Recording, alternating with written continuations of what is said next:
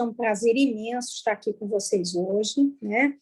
Para quem não me conhece, alguns aqui já estudam comigo, né? Já me conhecem, mas algumas pessoas não. Meu nome é Patrícia Saavedra, eu sou psicóloga, gestalterapeuta, né?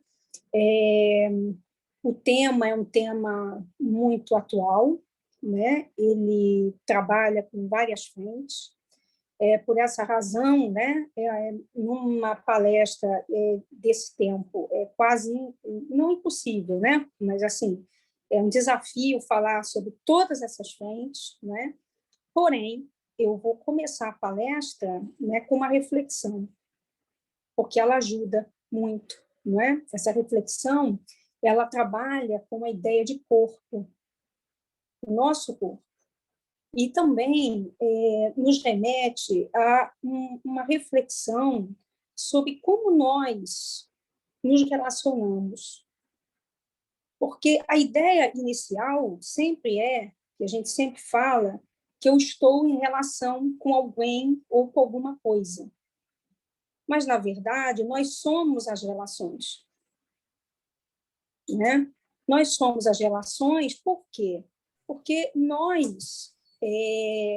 primeiro, temos contato conosco, com os nossos sentimentos, com as nossas emoções, nossa mente, e a mente é tagarela, nossa mente às vezes atrapalha e nossa mente às vezes nos ajuda. E nós temos o corpo.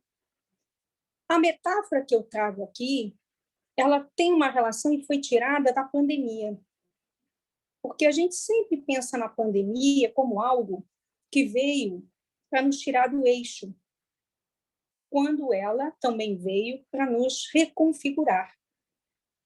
Então, quando a gente pensa em pessoas que são entubadas, né, e que há um entubamento quanto à respiração e que há necessidade de respirar, a gente imagina que bem antes da pandemia isso já ocorria nas relações. Como isso ocorria? Vou dar um exemplo. Imaginem a situação em que a mente que conta histórias, que vai ao passado e que vai ao futuro, ao passado, todo o histórico, os padrões foram vividos, sentidos, todas as nossas decepções, tudo aquilo que vivemos, vivenciamos. E para o futuro, nós temos as expectativas, todas as que desejamos, todos os nossos desejos, a partir de um certo ponto. Então, se eu estou na minha cadeira, nesse momento, eu estou no centro. Quando eu estou no centro, eu estou no aqui e agora. Eu respiro, eu existo nesse momento. Eu respiro nesse momento. Então, eu inspiro e solto. Então, eu respiro, eu existo nesse momento. Esse é o aqui e agora. Se eu vou muito para trás e saio do meu eixo, eu vou para o passado, eu vou para as minhas histórias, como eu disse. Se eu me inclino muito para trás, a minha lombar dói. Logo, toda a parte da lombar, rio, em regra, se vocês perceberem isso, em algum momento, dói. Se eu volto para o centro, é capaz de voltar, quem sabe, a um equilíbrio e eu tentar, a partir daí, respirar e voltar a uma certa homeostase, um equilíbrio. Porque eu respiro aqui, eu existo apenas aqui. Se eu me inclinar muito para o futuro, dói muito a minha cervical, basicamente. Por quê? Porque eu estou muito inclinada nas expectativas. Então, eu volto ao meu centro, respiro. O corpo, ele não conceitua. A mente traz histórias, várias, para frente e para trás. E muitas vezes esquecemos o nosso centro. Se somos as relações, precisamos dar conta de nós mesmos. E se vamos nos relacionar com alguém, esse alguém também, de alguma forma, quem sabe, também estará fazendo o mesmo trabalho. Então, quando eu trago a metáfora do entubamento, eu quero dizer o seguinte: imaginem vocês numa relação, seja de trabalho, seja de amizade, né? Como eu coloquei na chamada para a palestra, né? Seja, enfim, as escolhas, né? Dentro da família, por exemplo, né? Bem festejada, né? Por conta dos nossos padrões que nós carregamos desde a infância, adolescência, juventude até a fase adulta, né? Imagine, e amorosas também, imagine a situação de você estar vivendo uma história e acreditar que essa história é sua. E por algum tempo, você fica colada a essa história. A história não é sua, a história é do outro. Mas você se nutre dessa história. Quando você se nutre dessa história, nessa introdução que eu quero fazer aqui com vocês, você não está vivendo a relação com você, você está vivendo a relação, sim, a história do outro, muitas vezes. E a história do outro parece muito melhor que a sua, às vezes. Parece. Apenas parece. Não é. Se você olhar para você e perceber que a metáfora, o mito do entubamento faz você imaginar, sentir, não só imaginar, que do momento que essa pessoa sai da sua esfera de relação, uma coisa que acontece com frequência é você fazer isso aqui e o mundo se desmorona. Esse mundo desmorona nas várias relações, lembrando, inclusive, no falecimento, quando há um óbito de algum familiar, numa relação onde há um divórcio. A pessoa não espera. Muito, e também numa relação abusiva. Normalmente, na relação abusiva, a pessoa se encontra entubada, sem respirar. Dela é tirada várias coisas. Muitas coisas. Simultaneamente. Ou não. Apenas um detalhe é capaz de tornar essa relação abusiva? Sim, se ele for corriqueiro, se ele for constante, se ele tiver, a pessoa tiver, aquela que sofre o abuso, tiver sob o comando, sim, porque ela vai virar alguém que não terá mais vontade própria, por exemplo. Depois eu vou dar os exemplos a vocês. Existe um mito outro que muitos aqui, olhando um pouco para a relação amorosa, só destacando um trecho, né? Vocês vão lembrar que existe um mito da metade da laranja e da tampa da panela. Eu não podia deixar de falar isso, né? A Liane Fará, nas aulas e nas frases famosas dela, muitas vezes ela nos traz isso, eu adoro isso, acho isso fantástico, nos ajuda a não esquecer nunca, né? Nem da aula, nem dela, nem do projeto, né? Então, é um fenômeno ilusório, mas vem lá de banquete, do banquete de Platão, né? Nosso sonho dourado, né? Existe algo, sim, que a gente não pode esquecer. A gente quer muita completude. Não é? A gente busca muito a completude. Agora, a completude não é um problema se você olhar que você vai se relacionar com alguém diferente de você. E você pode estar não na completude que adoece, e sim na chamada completude de busca de equilíbrio, que a gente chama de alteridade. Na alteridade, eu vou, sim, olhar para o outro, se eu trato de me cuidar, se trato eu do meu autoconhecimento, se trato eu de compreender o que é meu e o que é do outro, é claro que eu vou olhar para o outro e alguma coisa esse outro vai ter para me oferecer. Que maravilha! Eu vou, então, crescer com isso. Esse outro terá a sua individualidade preservada, a sua intimidade preservada, eu, de alguma forma, eu ou quem quiser que seja, numa relação também, e é possível, então, trazer à luz algo que, nessa diferença, sim, possa trazer algo que nos complete. parte. Ocupar todo o espaço é que não pode. É isso. Quando se ocupa todo o espaço, você já não é mais você. Né? E aí, realmente, fica mais difícil que haja a sua parte saudável venha à tona, ou venha a eclodir. Você adoece. Quando eu falei do corpo aqui, uma coisa muito importante, como o corpo ele não conceitua, as mentes, eu falo mentes, porque a gente fala muito em mente, mas numa abordagem integrativa, como a nossa, da Gestalt, a gente olha a mente e o corpo e a gente olha como duas possibilidades de encontro e não de isolar a mente ou o corpo. Às vezes, o corpo é colocado como algo lá, quando é eu corpo. Eu sou o próprio corpo. É nele, no não conceito, que reside a possibilidade de percepção e escuta sobre a dor que você sente numa relação abusiva em ela ocorrendo. É uma pista de que algo não vai bem. E quando eu falo em mente, eu posso falar em mentes. E muita gente diz a mente mente, ou as mentes mentem.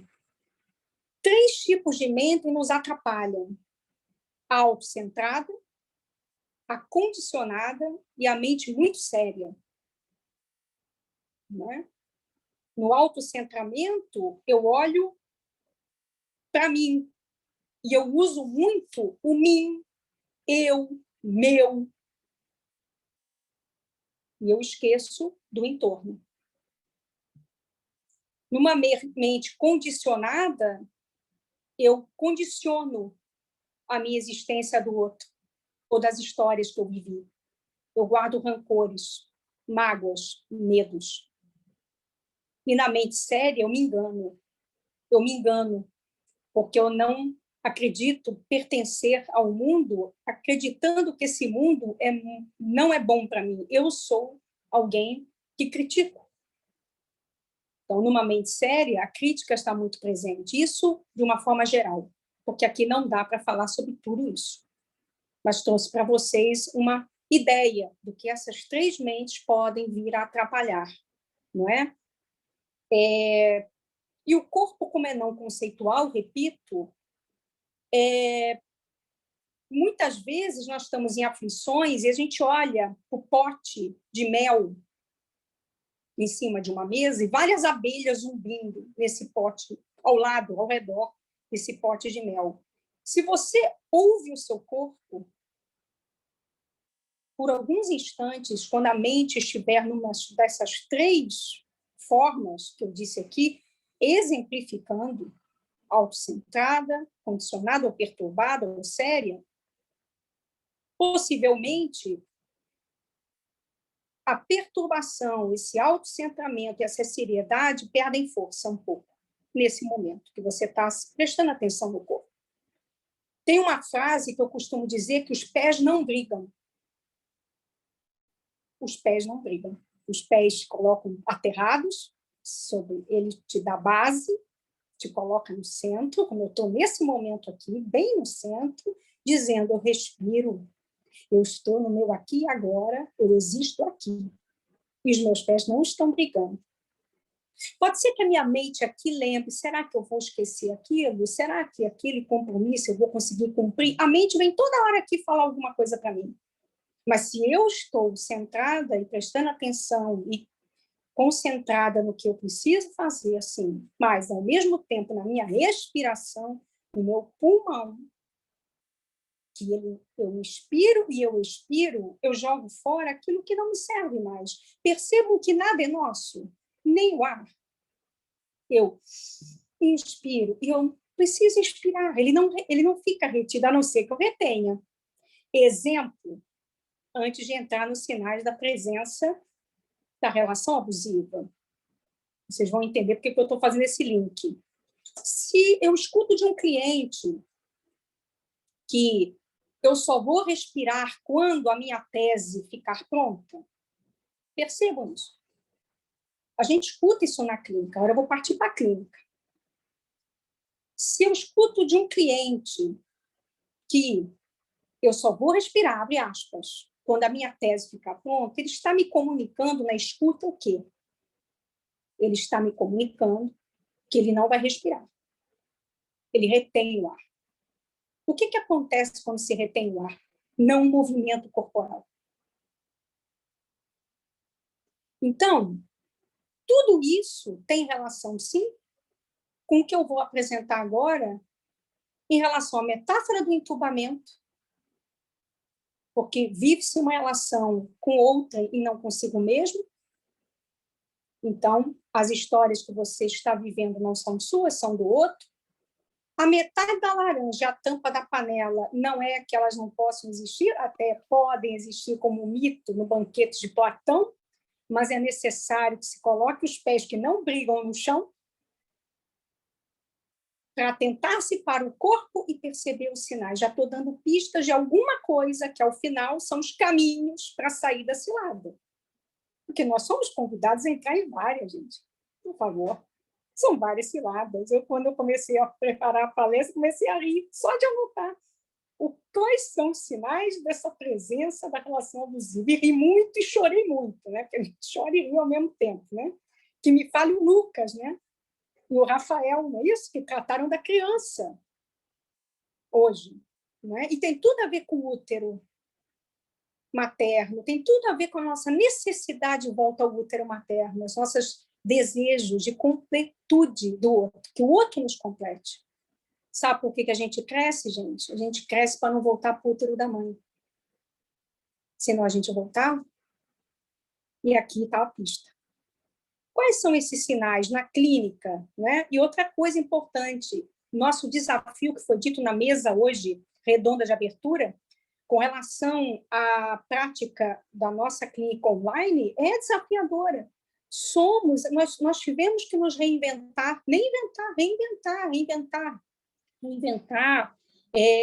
A gente consegue, a gente pensou que seria difícil, não, a gente consegue presenciar o que acontece na intimidade do cliente, não para saber da intimidade do cliente, mas para poder tratar a escuta, a percepção do campo. Como é o aqui e agora do cliente, às vezes ele não sabe, ele não percebe. Então, vamos lá. Quais são os sinais de possível presença da relação abusiva? Um dos primeiros sinais são as agressões físicas e verbais. Ocorre após um encarceramento psicológico, né? As agressões, elas vêm acompanhadas de pedido de desculpas. Então, aquele que está numa relação abusiva, que é o chamado agressor ou abusador, porque lembra uma relação de poder, eu coloquei lá, de controle, né? Sob a forma de ameaça e violência, ele convence a vítima de que ela é merecedora da agressão. Eu atendi uma vez uma moça que me disse exatamente isso, mas eu mereci a agressão. Por que você mereceu a agressão? Ah, porque eu sou assim. Eu sou assim como?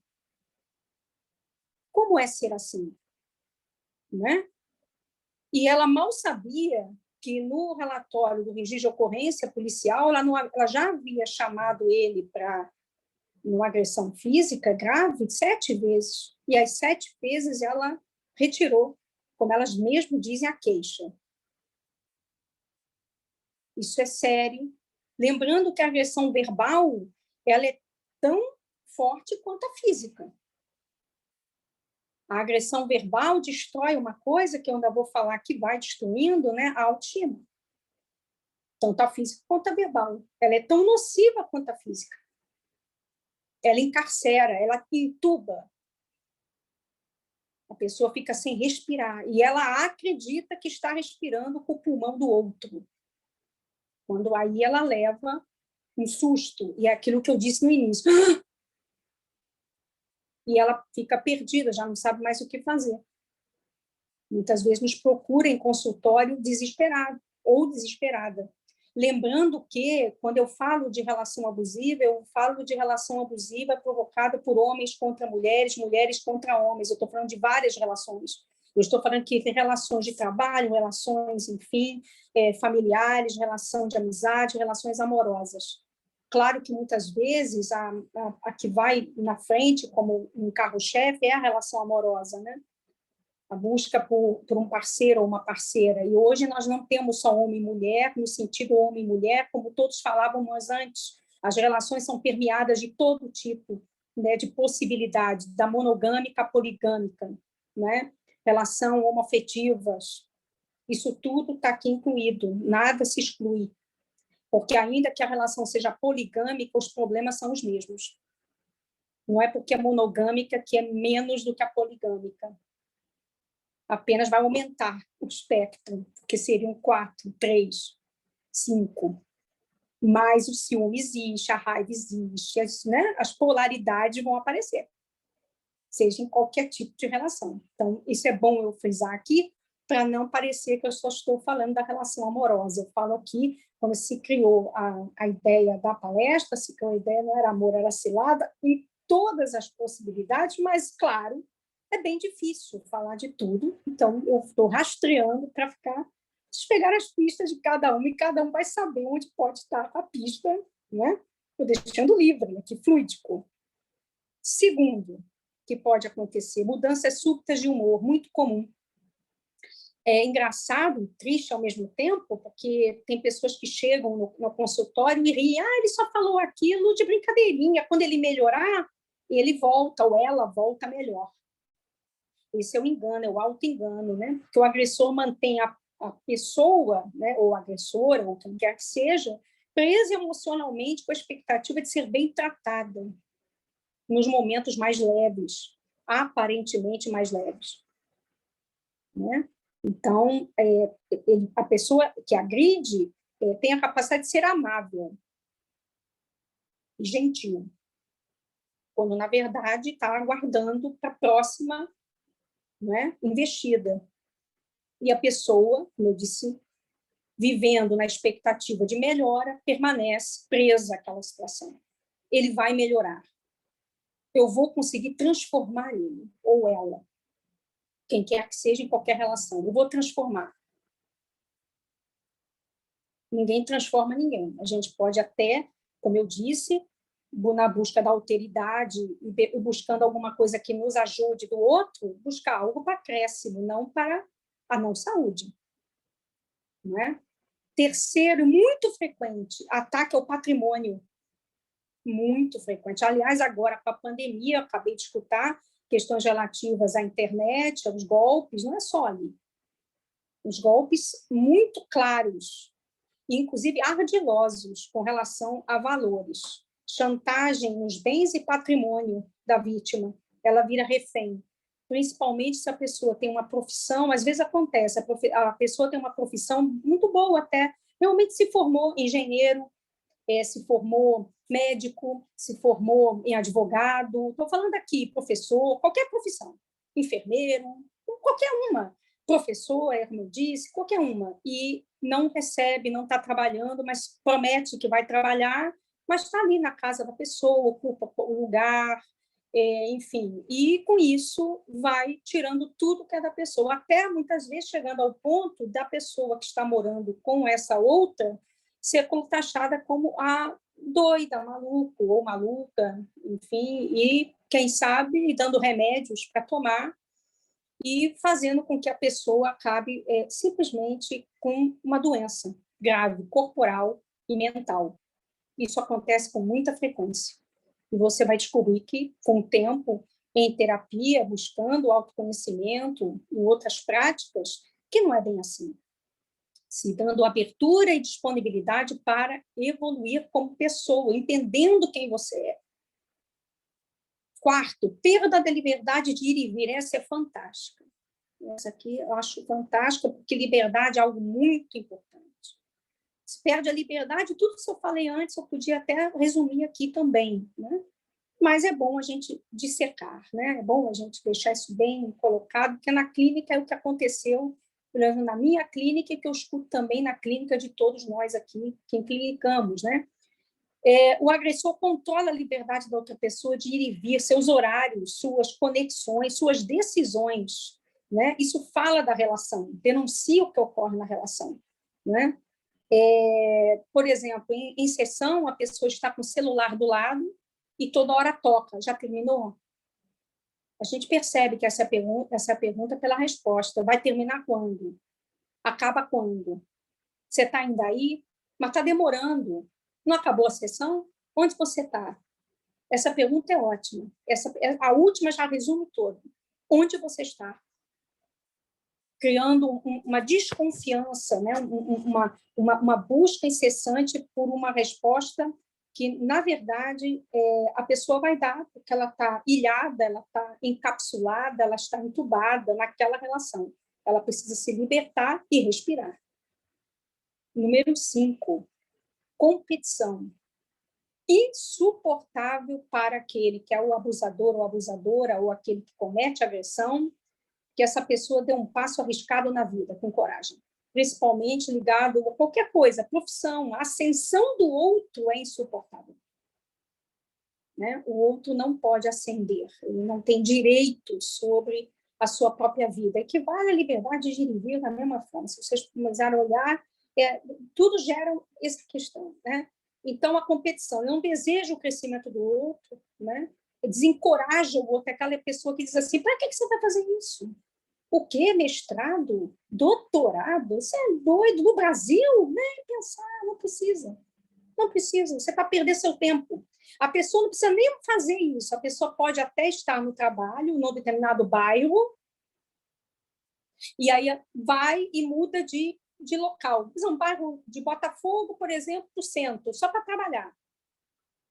Mudou alguma coisa, uma caracterização ali da vida da pessoa? Não, é muito longe. Como se ele estivesse dizendo, como é que eu vou te controlar de lá? Aqui eu controlo, aí não, mas ela não vai ouvir, a pessoa não vai ouvir isso. Ela vai dizer, ok, se é para o bem do nosso relacionamento, ou no próprio trabalho, ou entre colegas de trabalho. Existe uma coisa que eu costumo dizer que é o seguinte, eu percebi isso na clínica, nas falas, né? Se a pessoa te pergunta alguma coisa, não é para saber se você está bem, ela quer saber se você está mal. Para fazer uma junção de comparação entre ela e você. Então, é assim, ela disse que não conseguiu passar daquele capítulo do livro para estudar para o concurso público ou para qualquer outro concurso, mesmo privado, em alguma empresa. Então eu também estou assim. Mas, espera aí, então, se eu estou mal, você está mal, estamos bem? Então, quem torce por quem aí? Né? Fica a reflexão. Sexto, ataque à autoestima. Abusador deprecia constantemente a outra pessoa. Né? Ela paralisa, não há alegria. Que sensação é essa de alegria? Não tem alegria. Né? Ela vai começar a se arranhar, erupções na pele, arranhões, aquelas velhas do nervoso, da ansiedade. Ela existe no corpo, já que eu trouxe o corpo, para mostrar que acontece isso, roer unha, arrancar cabelo, desfiguração de si. Olha para o espelho, não se reconhece mais. Eu já fui essa pessoa. A pessoa é nova, é jovem, e você olha para ela e não consegue ver aquela idade. Não consegue ver. Ela se autodestrói. Ela aperta o botão de autodestruição. Sétimo, isolamento social. Quer dizer, eu não precisava falar isso, mas eu vou falar, né? Porque isolamento nós já estamos. Agora, olha só. Você normalmente nessas relações você é impedido de ter acesso aos amigos, você isola o agressor, abusador, abusadora, quem quer que seja, convence a pessoa de que ela só tem a ela ou a ele, gradativamente vai fazendo ela se afastar de todos. Ele é o único ser no mundo para você, ou ela, ou quem quer que seja, em qualquer relação. Oitavo, transferência de responsabilidade. O agressor nunca é o responsável. Ele tem capacidade aqui de confundir a vítima quanto à lucidez em ler as situações na medida em que não assume a responsabilidade sobre suas ações e reações e transfere isso à vítima.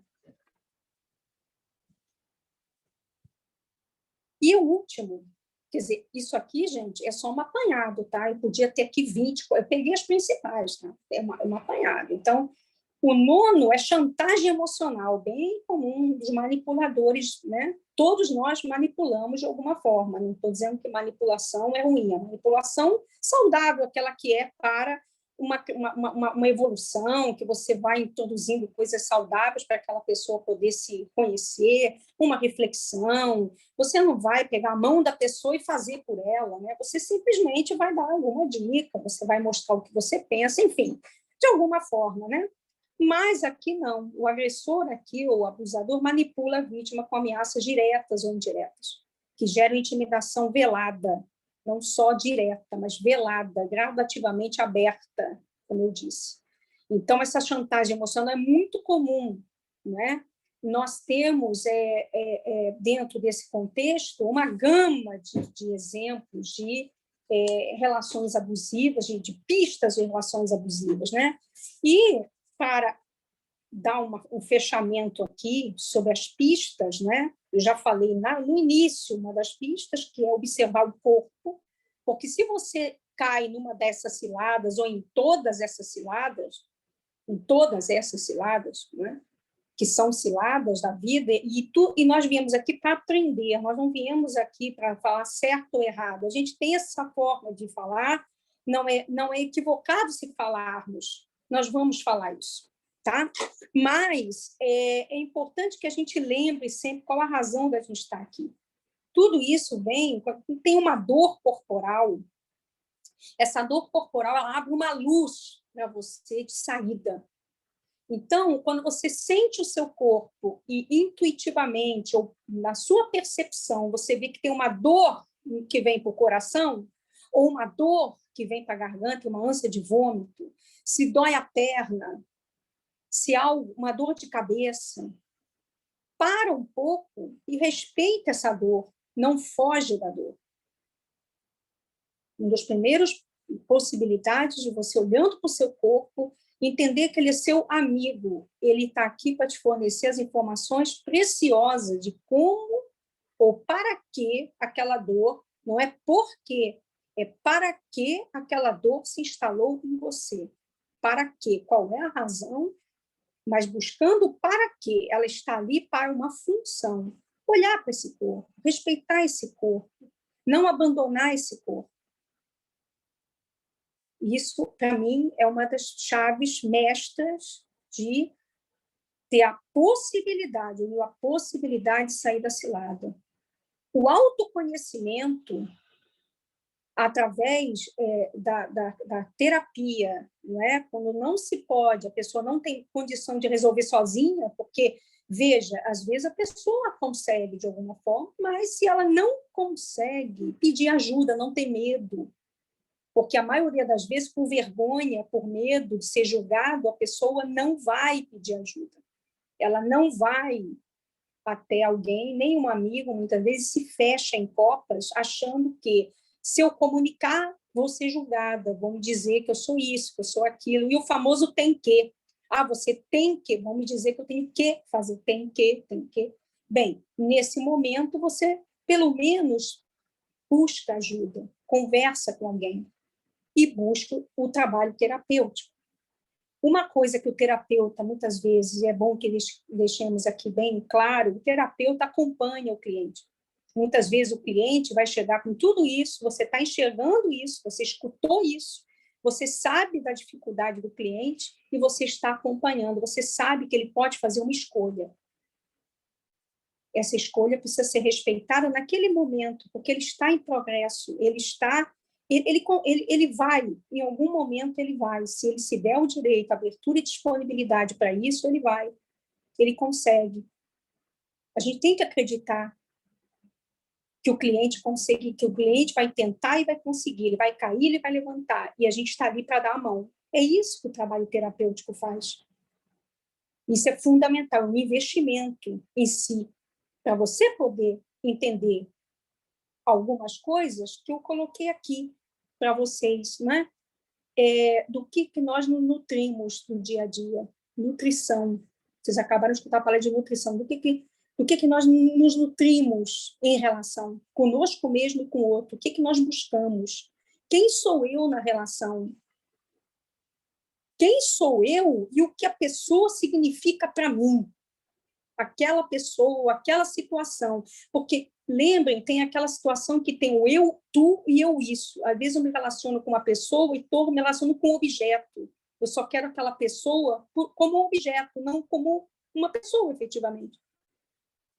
Eu tenho interesse, sim, mas qual o interesse que eu tenho? Que relação eu busco?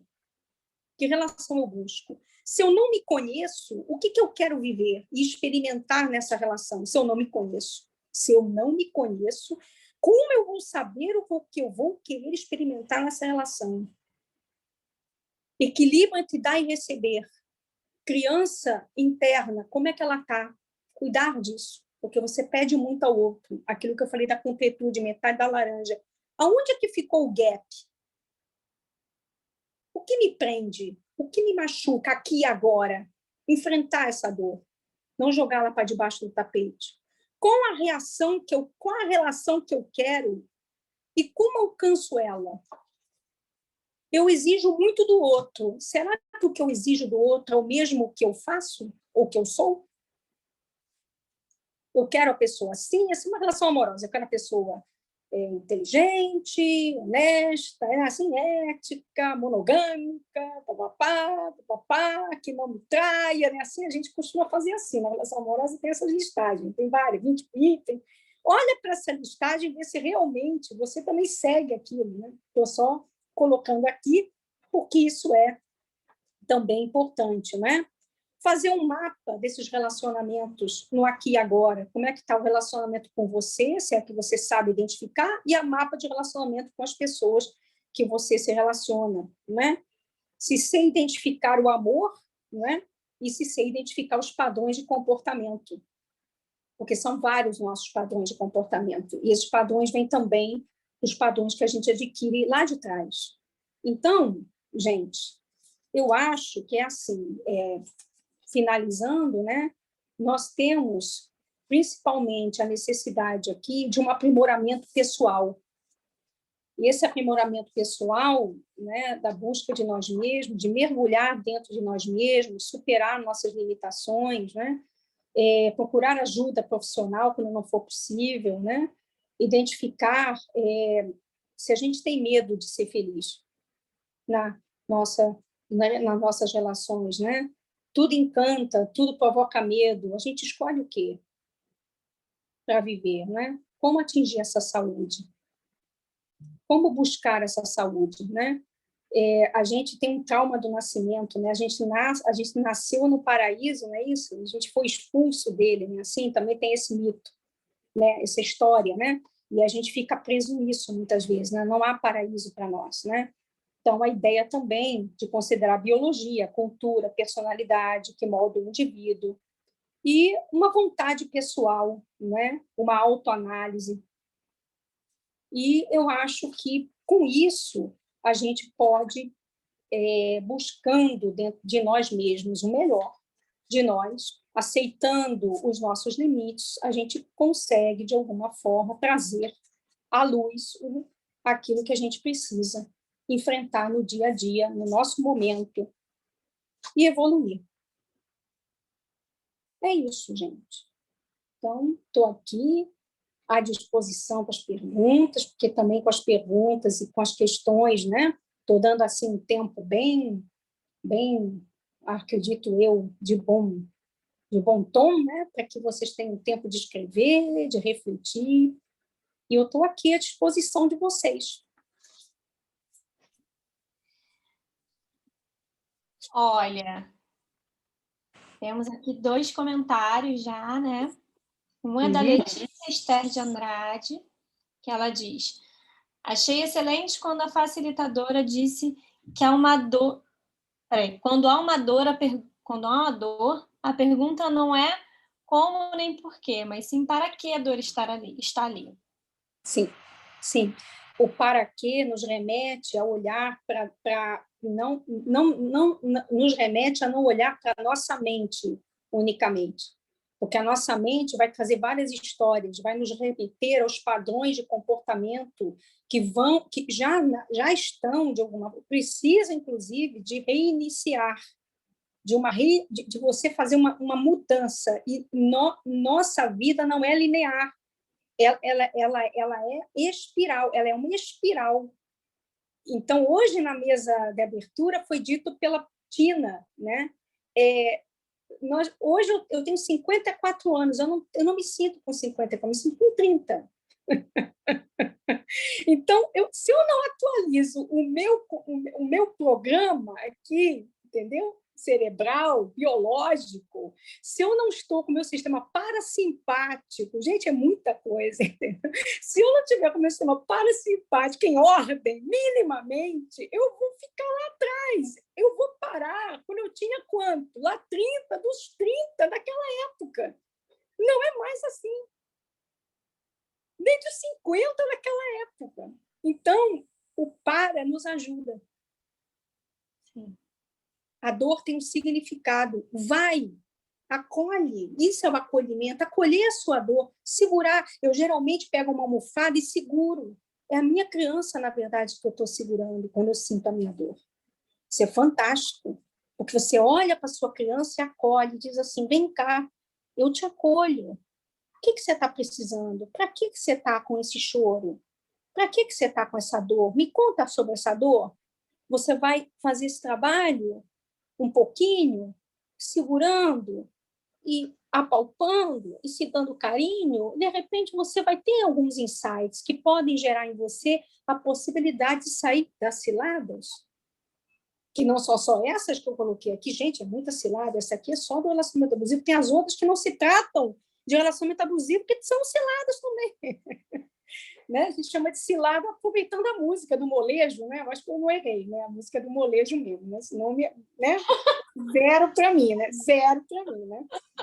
Zero para mim. Acho que é molejo também. É molejo, né? Olha só, tem a Marcela Rocha também, que mandou uma pergunta. Tá bom. Qual é a maior dificuldade da pessoa que passou por um relacionamento abusivo anteriormente ao entrar em uma nova relação? Não se dar conta de quem você é, o que você foi nessa relação. Aquilo que eu disse no início. Uma das grandes dificuldades é você fazer a diferenciação de quem você é e do que o outro é. Para que você possa fazer essa diferenciação, é importante que você se conheça. Então, uma das maiores dificuldades que já começou lá atrás e que já não foi por esse relacionamento de uma forma razoável é que você não se conhece. Sabe quando é que a gente vai se conhecer totalmente? Nunca, nunca. Por quê? Porque é todo dia. Todo dia vem algo que nos apresenta o mundo, a pessoa que está ao nosso lado, um amigo, alguém do trabalho, relacionamento amoroso com um parceiro, que vai acrescentar alguma coisa a você. Saber se aquilo é um acréscimo ou se é um abuso, que você está entrando porque você entrou na história do outro, como se a sua não fosse boa, a pergunta que se faz é: a história do outro é melhor que a sua? Por quê? Porque você embarca nessa história. Você não está se relacionando com a pessoa. Você está dizendo: olha, eu encontrei a salvação. Eu encontrei essa metade da laranja, a tampa da panela e acabou. Essa é a pessoa da minha vida. A única pessoa, em princípio, que é a sua vida é você mesmo. Porque você vem sozinho, vai sozinho. Você não vai colar da outra a ninguém, nem a seus pais. Seus pais te passam todas as possibilidades que você possa ter para caminhar. Você vai ao seu destino e você vai sozinho, com um saquinho na mão, uma lâmpada, lembrando o eremita, né, que se me lembrou agora a carta do tarô aqui. Gente, eu também estudo tarô, né? Vamos aproveitar, né? Então, o eremita vem e vai com a lâmpada. E você sozinho. Muitas vezes vai acontecer de você ter que ficar sozinho para se dar conta de quem você é. Então, uma das maiores dificuldades que ocorrem é não se dar conta de si, seu próprio autovalor, e começar a dizer que é muito boa aquela relação. E aí tem uma coisa interessante que na clínica chega, que a pessoa diz assim para mim: ah, mas ele me dá isso, ele me dá aquilo, ele é bom para mim. E quando eu peço para dizer e exemplificar, a pessoa me dá um exemplo e na hora é tão pouco. E a pessoa está naquela relação com muito pouco, recebendo muito pouco. Não há um equilíbrio entre dar e receber. Então, uma das dificuldades também acoplada a essa resposta que eu estou dando é: o equilíbrio, a falta de equilíbrio entre dar e receber gera as situações de você, na hora de sair de uma relação abusiva, de você ir para uma outra relação, você levar toda essa contaminação. Você acredita que não tem saída para você, porque você só vai arrumar pessoas assim, arrumar mesmo, a pessoa me fala isso, só arrumo coisa ruim. Lembra o dedo podre, né? Eu sou dedo, você afirma que você é dedo podre. Então, se você já afirmou, abre aspas, fecha aspas, que você é dedo podre, você vai sempre para as relações com equívoco e não fez a atualização do seu Windows, vamos dizer assim. Então, é necessário essa atualização de si para perceber o que era do outro nas relações anteriores e que você absorveu e que não era seu.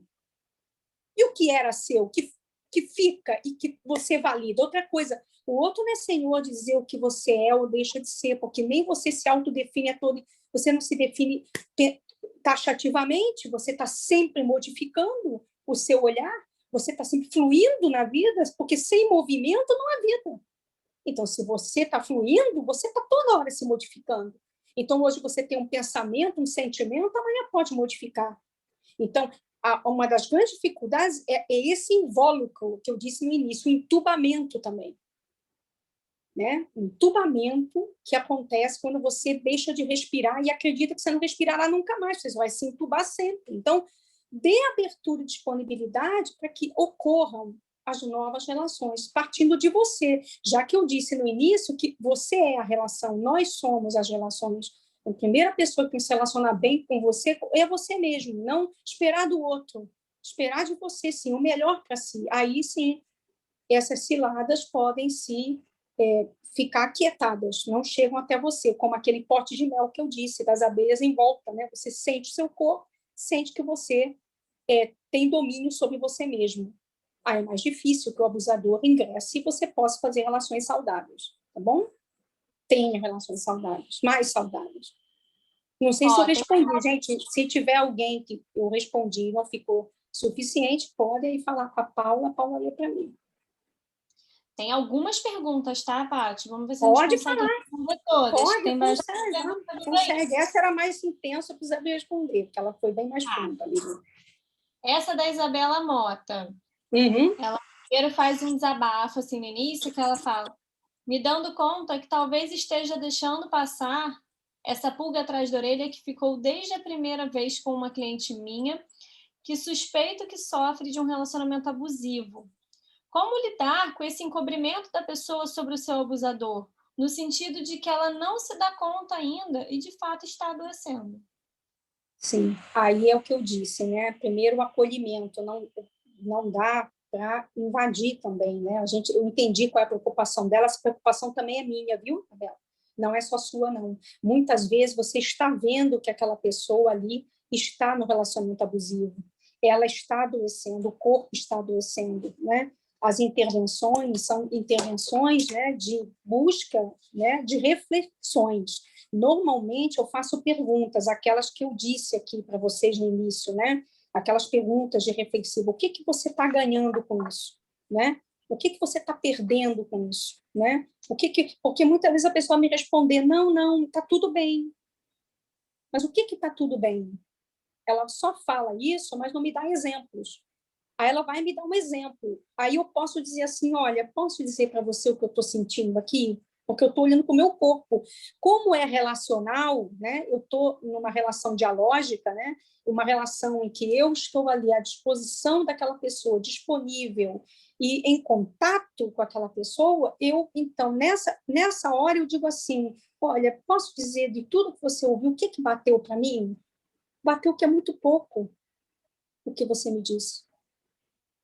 Essa relação é uma relação efetivamente, né, que do que eu escutei não bateu para mim que fosse essa qualificação que você deu. Eu não estou desqualificando o que ela disse, eu estou pedindo que ela, na verdade, pense, reflita, que ela sinta. E quando eu falo isso, eu pergunto, e o seu corpo como está hoje? Se ela der oportunidade, eu falo, quando eu vejo que ela reagiu, porque às vezes ela vai fazer isso, porque ela está esperando de mim, muitas vezes, uma confirmação que está tudo bem. Eu não vou, né? Nesse momento, se eu pergunto e eu vejo que o corpo dela estremece, eu posso dizer, olha, mas eu percebi que quando eu falei isso, seu corpo fez assim, você respirou e profundamente soltou rapidamente, o que que houve contigo? E a pessoa vai me dizer, o que que houve aí? Aí ela pode ou não dizer, eu não quero falar hoje. Vai acontecer. Muitas vezes, da pessoa dizer assim, eu não quero falar hoje não, isso me incomoda. Podemos deixar para a próxima sessão? Sim, podemos. E aí eu não sei se na próxima sessão, porque é o fenômeno, eu não sei o que vai acontecer na próxima sessão. Então eu aguardo. Eu aguardo que essa pessoa se dê conta em algum momento, mas eu estou acompanhando esse processo. Eu estou atenta a essa cliente. Então, me parece que naquele momento que você achou que era uma pulga atrás da orelha, já foi um sinal para você. Você não tem nada nem certo nem errado, você já pegou um sinal. Isso é fundamental. Então, a sua escuta está presente. Você escutou que algo não está bem, isso é suficiente. A gente precisa ficar com o essencial. O essencial é simples. Viu, Isabela? Não sei se eu consegui te dar alguma referência. O essencial é simples. Está tudo certo. Continua no processo. Acredita na cliente. Ela é um diabo, acorda. A gente precisa acreditar na gente e no cliente. A gente tem mais um monte de perguntas chegando. Tranquilo. Temos aqui, a Rosana Martins. Ela pergunta: Patrícia, na clínica, as relações abusivas em casais parecem, em tese, mais facilmente identificadas. E quando o abuso aparece de quem deveria proteger, como pai ou mãe? A mesma situação, porque eu presencio também em relações de pai e mãe essas situações, não é? Como eu disse para a anterior resposta, o trabalho sempre é de sensação, de percepção e acompanhamento, porque as relações abusivas, elas são primeiro que ninguém vai querer escutar em nenhum lugar, em um momento que pratica uma relação abusiva. Então você tem que ter muito cuidado na intervenção, né? Porque muitas vezes a criança, que é o paciente identificado, fica no vácuo. A criança, ela vai denunciar que ali existe uma relação abusiva.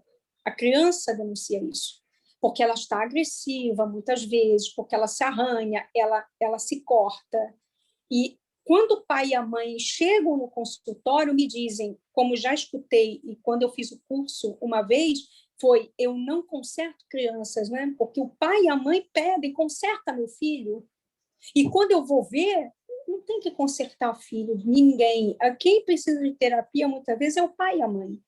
E como chegar nisso? Com muita conversa, avaliando, mostrando avaliação, fazendo uma possibilidade de conversa, né, com esses pais, mostrando a necessidade do que esse filho está denunciando, mas com muito cuidado, acompanhando o processo. Sempre a criança vai trazer alguma coisa.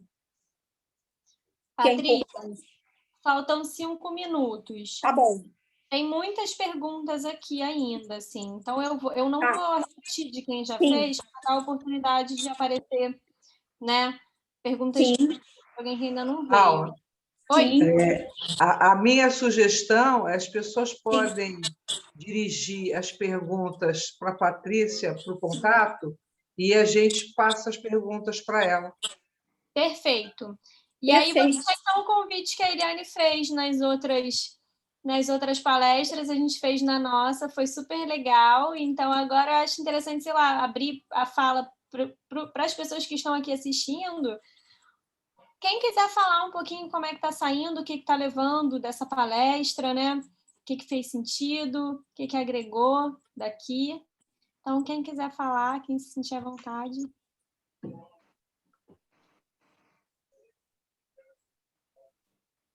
Bem, acho que eu posso falar. Eu tinha feito a pergunta inicial, assim, porque esse tema, né, da violência, né, nos relacionamentos é algo que toca, né, que acho que não é muito fácil, né, de ser discutido, né, e pensado, mas hoje eu saio com essa tranquilidade, assim, que eu acho que é importante a gente também estar dando essa possibilidade de olhar para algo que é doloroso, mas que é possível de ser acolhido, né, e acompanhado, né, e desenvolvido, né. Então, acho que eu saio com esse acolhimento, assim, que mesmo que tenha acho que essa angústia inicial, né, porque é um tema que mobiliza muito, eu consegui estar sendo acolhida, né, e me atentando, né, porque ao meu corpo, né, de como é que eu também eu reajo a isso, né, porque eu também sou mulher e já passei por situações, enfim, de violência, e aí eu também quero estar deixando aqui o meu agradecimento. É isso. Agradeço também, tá? E digo a você, a generosidade conosco nos salva. Não se cobrar tanto. Patrícia? Sim? É a Rosana, tá? Oi, Rosana. Foi muito bom, aprendi muito, né? Porque acho que você colocou de uma forma muito generosa essas duas pontas, né? Quer dizer, nós temos instrumento para identificar o abuso e, paralelo a isso, né, a gente fazer o que tem que ser feito no sentido do manejo e no sentido do acolhimento. Então, foram informações bem legais que seguramente eu vou ter a oportunidade de aplicar muito no meu dia a dia. Te agradeço muitíssimo, Patrícia. Gratidão é minha, o que puder fazer e passar, isso é muito valioso. Fizeram uma pergunta aqui, perguntaram, as perguntas foram muito boas, será que pode encaminhar a resposta, né, para os inscritos? Eu faço isso, não é problema nenhum. Eu faço isso. É só me encaminhar que eu faço por escrito. Tá ótimo. Isso é um prazer para mim. Eu vou deixar aqui, então, gente, um convite para a próxima palestra, que vai ser às 16h30. Vai ser com a Cláudia Venâncio, e o tema da palestra certinho é Adolescer na Pandemia, possibilidades gestálticas no atendimento online. Eu vou deixar aqui, tiveram muitas mensagens te dando parabéns, foi ótima a palestra, maravilhosa. Assistir a Patrícia é sempre uma aula. Então, vou deixar aí para você finalizar, Paty.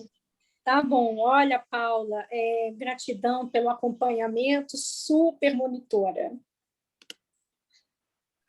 Maravilhosa. Maravilhosa você. Maravilhoso todos. Obrigado por estarem aqui. Obrigado pelo acompanhamento. Gratidão. Imensa gratidão. Obrigada, Paty. Obrigada. Muito obrigada, Patrícia. Incrível. Estou aqui extasiada. Gratidão.